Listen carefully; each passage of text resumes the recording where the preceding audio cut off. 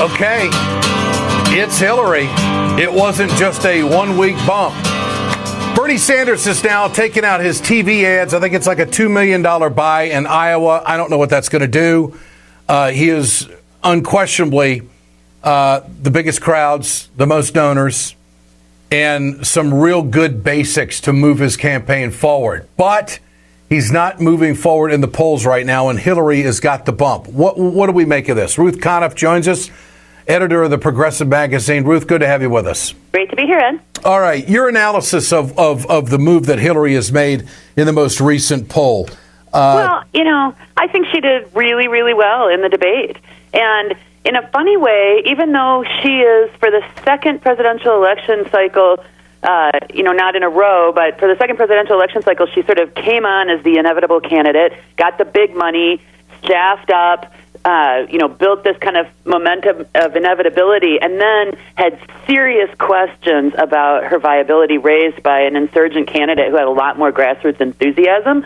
The last time around was 2008 with Obama. This time around with Bernie Sanders. She, in a funny way, kind of came back, I think, in the debate as if she were the underdog, because it was very well known that people were worried about Hillary Clinton as the Democratic candidate, and that Biden was thinking of getting in, and that donors might jump, and that all that careful work that she did for all that time might just fall apart because people thought she wasn't good enough. And then she came out in the debate, and she was poised, she was warm, she was really well-versed in the issues, and people thought, wow, she's great. And Biden shut down his exploratory, campaign buzz, and she began to really pick up some traction. And I think that's a lot of what happened, is that people thought, oh, she's actually a very qualified candidate for president after all. NBC News Wall Street Journal poll now shows that 8 in 10 Democrats in this country are okay with Hillary, 61% with Bernie. What does Bernie have to do? I mean, if he doesn't win Iowa and New Hampshire, is it over? Would it be over earlier? You believe that? I do, too. I do, because I think also the other thing that, is going to happen is that Hillary is very strong in the South. She and Bill Clinton have a lot of support in the African-American community.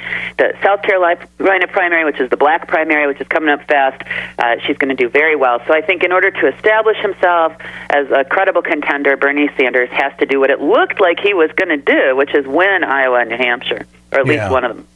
Okay, so you're in the war room with the Sanders camp. What's your advice?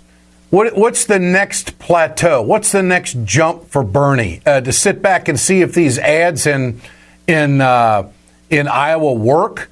To keep pounding the turf in his neighboring state of New Hampshire? I mean, Bernie seems to be brilliant on the basics, but he does not get anywhere near the media attention that the other candidates get. There's a narrative out there that Bernie can't win, which I think has been put out by some super PACs that are favorable to Hillary. And there's a lack of confidence on the part of some Democrats that Bernie can't win a national campaign. I don't subscribe to any of that.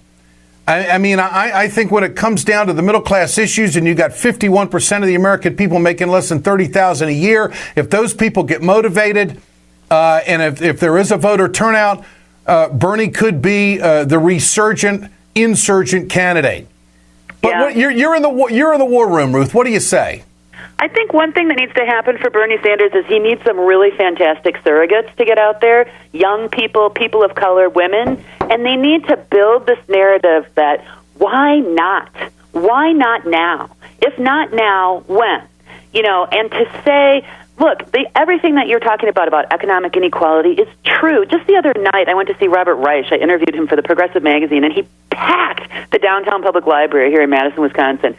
He is like Bernie Sanders. It's not that he is himself a rock star, right? Yeah. But he has a message about economic inequality that really resonates. Exactly as you say, people are hurting in this country, and the breath of fresh air that is a politician who will get out and say, you know what, America, we have a major problem. Our middle class is in jeopardy. It's been in decline for a while, and we're really looking at not being able to send your college. We're looking at a future that's really frightening to the majority of Americans. And we have time to do something about it. We are the richest nation on earth. That message is incredibly resonant for people. And I think what needs to happen is that Bernie needs to be warmed up a little. There was a big story about how he kind of grabs people's hands and keeps moving. He's no Bill Clinton, that's who he is. I think he needs to be warmed up a little. I think he needs to make the sale to black Americans and women. And I think there needs to be this momentum for this message that one thing he's doing now is he's separating himself from Hillary, which is good. He's talking more specifically about the differences. But the other thing is just this hopeful message. The feeling that people had in their hearts in '08 with the Obama campaign was, you know what, it seems impossible, but why not? I actually can begin to envision this. And I think that's, it's an ad campaign, it's surrogates getting out there, it's young people, women, black people talking about it. I think that could really give them a bump. Great take. I totally agree. Hadn't heard it that way.